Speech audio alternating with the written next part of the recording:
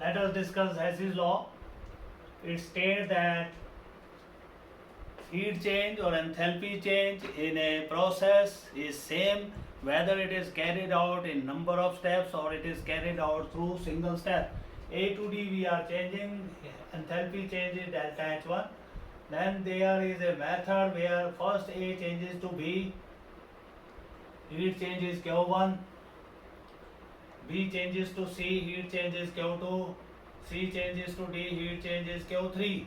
If we add these three changes, we get delta H2 which is equal to Q1 plus Q2 plus Q3. This will be equal to delta H1 according to Hess's law, and this is to be proved. Let us see a thermochemical example.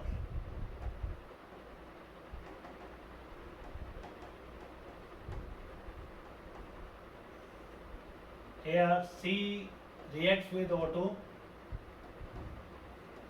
CO2 gas is produced and delta H is 393.5 kilo. Then there is a way, this is direct way. If C reacts with O2 producing CO, first of all, delta H is under 10.7 kilojoule per mole. And this CO gas combines with another half O2 combine giving you CO2 gas. Delta H will be minus 282.8 kilojoule per mole. If we add this reaction, CO is omitted out, C solid reacts with O2 gas giving you CO2 gas. Delta H is here minus 393.5 kilojoule per mole.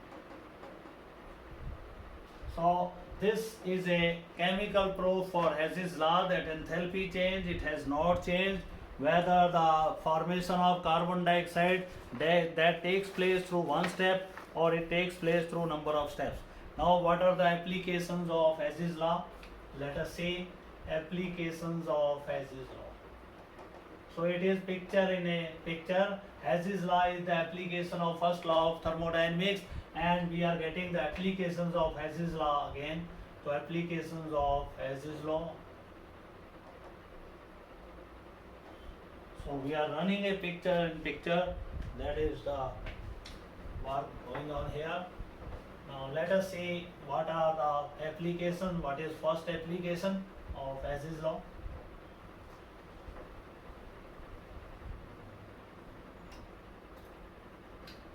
First application is, it helps us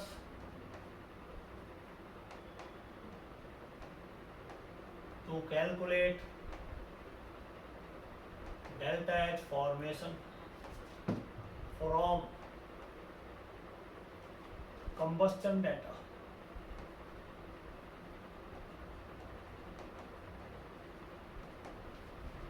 Suppose we are given the combustion data of 2 or 3 substances and we are asked to calculate the enthalpy of formation of one of these substances.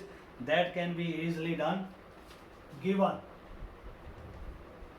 delta H combustion of ethylene, it is minus x kilojoule per mole. Delta H combustion of hydrogen, let it be y kilojoule per mole. Then we have enthalpy of combustion of ethane, let it be z kilojoule per mole. Now we want to find out delta H formation of ethane. So first of all, we will write in the combustion reactions of these two. Our required equation will be C2H4 combining with hydrogen to give you C2H6. And delta H formation, that is to be calculated. Now given equations, C2H4 first of all combines with 3O2 to give you 2CO2 plus 2 water. And delta H, we know it is minus x kilojoule per mole. Then hydrogen is ignited with half O2 to give you H2O, 1 mole of it. delta H is minus Y kilojoule per mole. Then it is ethane is ignited by taking the whole oxygen, giving 3 water, 2 CO2, delta H is jet. Now what we are getting, we want to obtain this equation, adding these two equations and subtracting this from their sum. These are signs are changed, these are cancelled out. We get C2H4 plus H2, this is given minus sign, will come in the other side, C2H6. This will be now minus is taken out, X plus X minus Y and plus Z.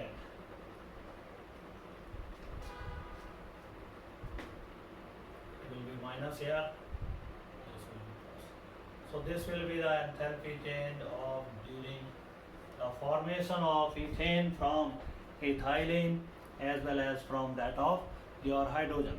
Then we can calculate the enthalpy of reaction from bond energy data. Second application, calculation of delta H reaction from bond energy data. In that case, bond energy of the reactants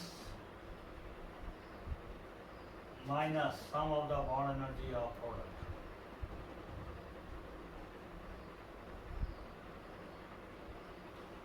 Suppose we have an example H2 combined with Cl2 giving you 2 HCl, delta H of the reaction that will be equal to the sum of the bond energy of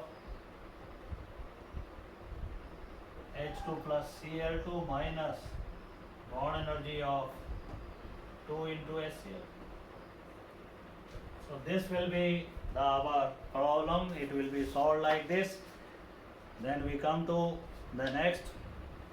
Now what is the next application? We can calculate the enthalpy of reaction from enthalpy of formation also. So that is third application, calculation of delta H reaction from enthalpy of formation. This is enthalpy of formation of product minus enthalpy of formation of reactant.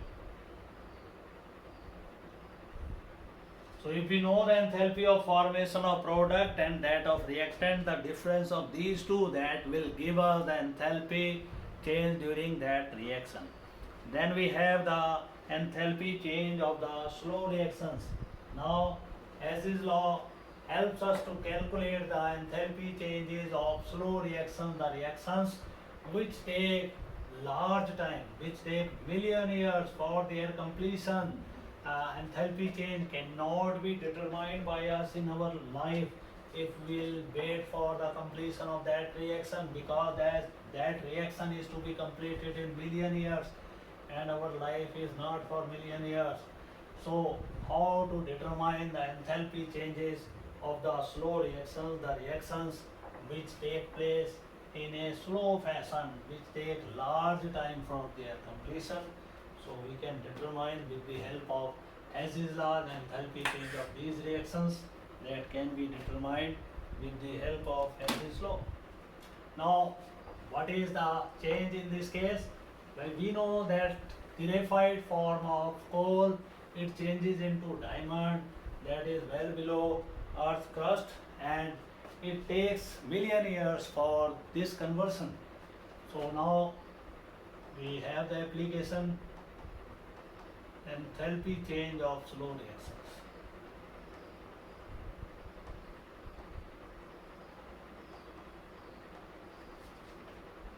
C graphite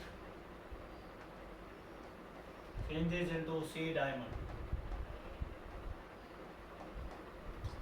Now it takes million years, therefore we do thermochemical method as is the application. 1 mole of graphite is ignited to give you CO2. Delta H is 393.5 kilojoule per mole. And then 1 mole of diamond is also ignited.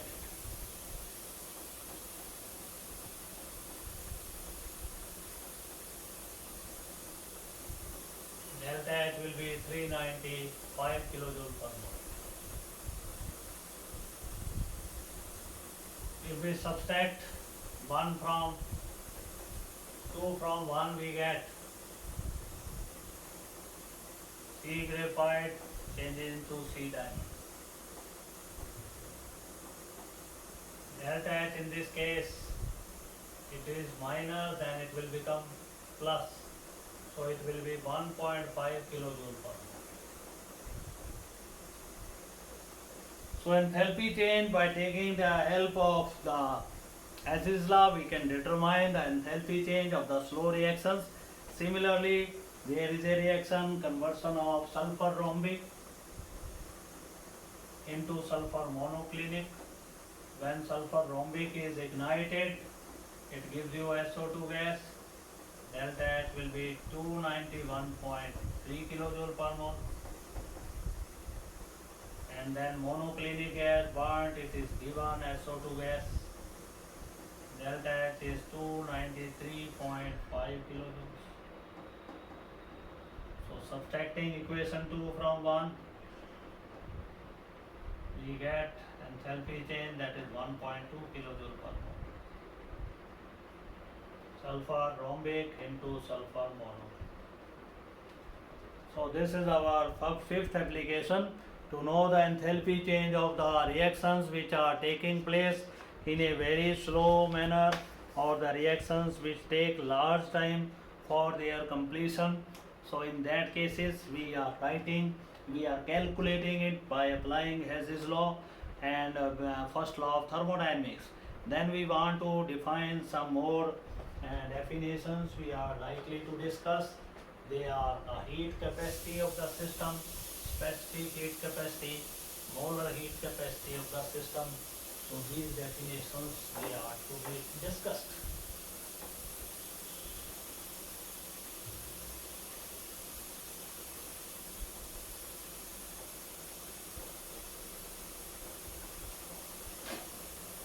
Now what is heat capacity of a system? It is defined as the amount of energy required to raise the temperature of a system through 1 degree centigrade, and this is used to calculate the heat capacity. Heat capacity is represented by C.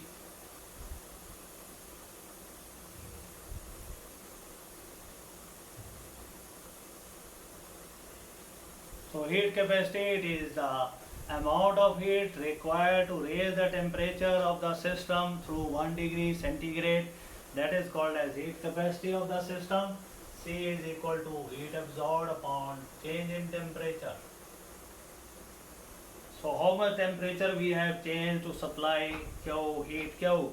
You know delta T is equal to T2 minus T1. Then we have the heat capacity at constant volume.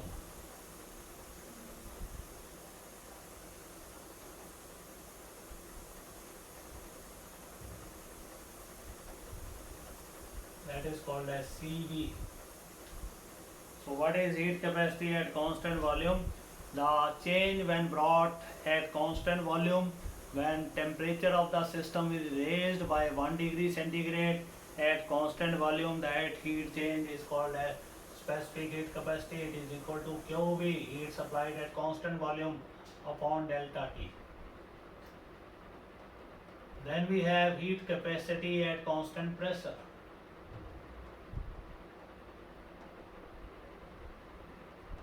This is given by Cp, it will be equal to Qp upon delta T. So it is the amount of heat required to change the state of the system at constant pressure, and temperature of the system it is raised through 1 degree centigrade. Then heat capacity determined at constant pressure is Cp, and determined at constant volume it is Cv. And it has been seen that Cp is always greater than Cv, because some work has to be done by the gas which is supplied with the heat, and during this work the heat is some of the heat that is definitely lost. For numerical purposes we have Cp is equal to Qp delta T. Qp is equal to Cp into delta T. Qp is equal to Cp into delta T. Similarly, Qv will be equal to Cv into delta T. We we can determine heat capacity at constant pressure as well as at constant pressure. Then we have the specific heat capacity under specific conditions. Now it is the heat required to raise the temperature of 1 gram of a substance through 1 degree centigrade. This will be our third definition. Specific heat capacity. What is specific heat capacity? It is the heat required to raise the temperature of 1 gram of the substance by 1 degree centigrade. Now specific heat capacity, or it is the amount of heat required to raise the temperature by 1 degree. So it is equal to the amount of heat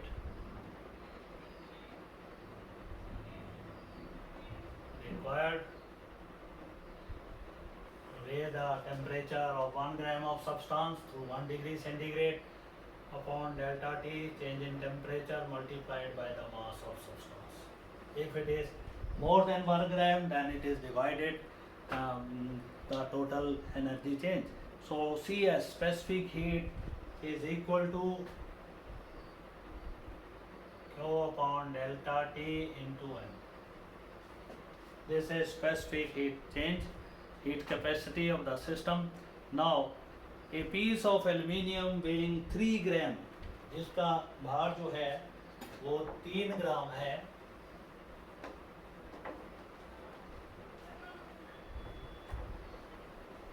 let us do the small numerical. A piece of aluminium weighing 3 grams, जिसका भार जो है 3 ग्राम लिया गया है, and requires 5.4 joules of heat to raise its temperature through 2 degree centigrade. Requires 5.4 kilojoule of heat to raise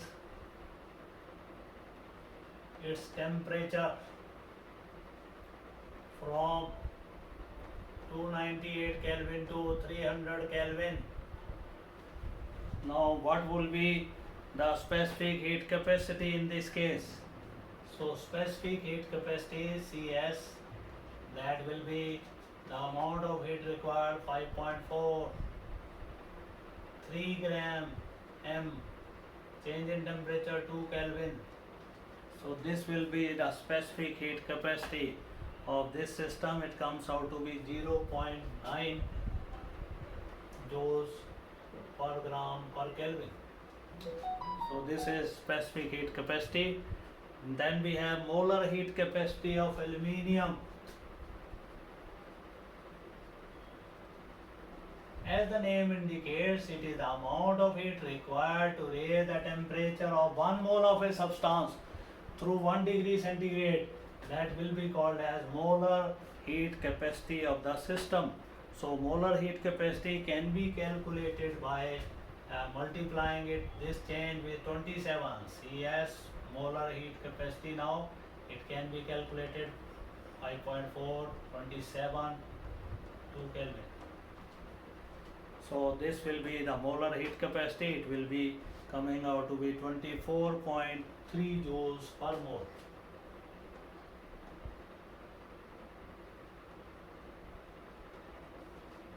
Per mole per Kelvin. So now molar heat capacity of the system, it can be calculated molar, that is equal to Q is equal to CS, specific heat capacity, multiplied by mass multiplied by delta T.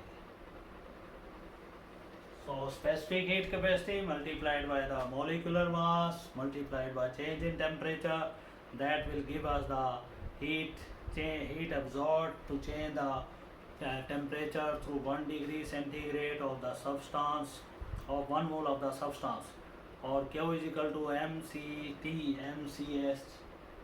MCS delta T.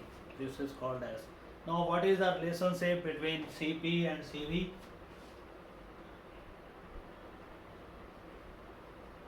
Relationship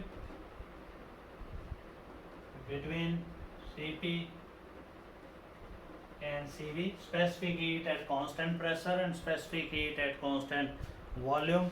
It has been observed that the system absorbs more heat at constant pressure and as compared to the heat absorbed at constant volume, because at constant pressure some of the heat is lost by the system in doing the work against the surrounding.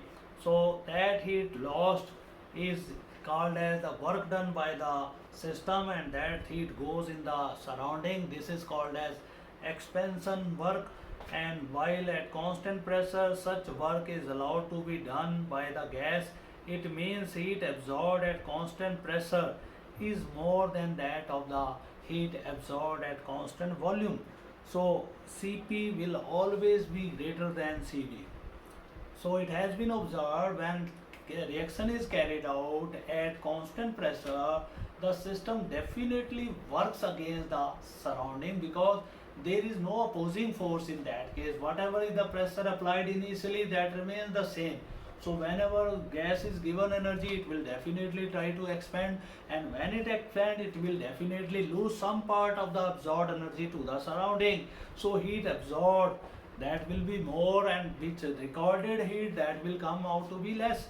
But at constant volume, when we are not allowing to change the volume, we are applying pressure from outside to keep the volume constant, and system is absorbing heat, so no more heat is absorbed in working against the surrounding. So all the heat, whatever heat comes from the surrounding, that remains in the system, no loss of heat takes place. So when all the heat remains in the system, therefore heat has not been lost. But in that case, in previous case, heat was lost due to expansion work. It means Cp will always be greater than Cv, and it is equal to the work done by the sample of the gas. It is equal to Cv, as you can say Cp minus Cv, that will be equal to R. This is equal to the work done by the system. So Cp minus Cv, it is always equal to the work done by the system.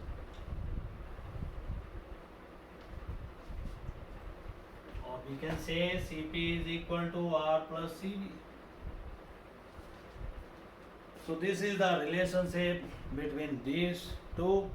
Then we have a numerical problem based on this property. Let us do that, you will understand it more, and then we'll move to the other topics in this chapter. So a swimming pool contains 1 into 10 raised to power 5 liters of water. Let us first rub it.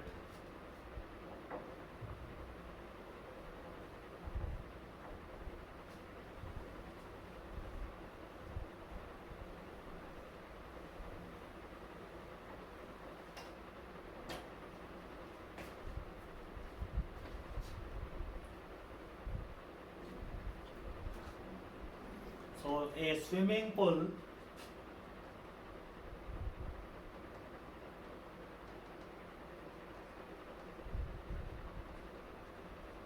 contains water, that is 1.5 1 into 10 raised to power 5 liters. This is the water present in the swimming pool. How much energy in joules is required to raise the temperature of water from 20 degrees centigrade to 25 degree centigrade? How much energy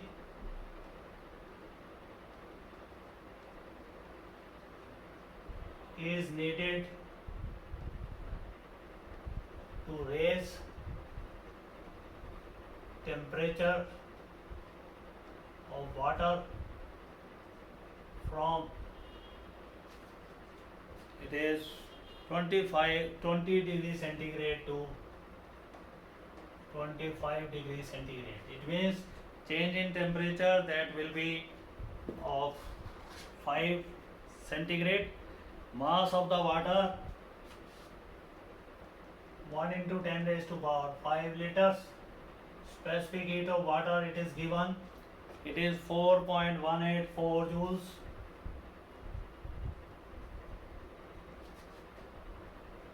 Of water is given, that is 4.184 joules. Then delta T we know 25 5 degrees centigrade. Then we want to know specify the heat change during this process. It is given by Q, it is equal to M into Cs multiplied by delta T. So M is here 1 into 10 raised to power 5 multiplied by 4.184 joules. It is multiplied by 5 degrees centigrade. So this will be your heat capacity, comes out to be 20.9 into 10 raised to power 10 raised to power 5. I think. Yes, it is 5. 10 raised to power 5, that is the liters, joules per liter per centigrade. So this is the way how to go for the numerical problems. Then we'll discuss other topics in our next lecture. Thank you very much.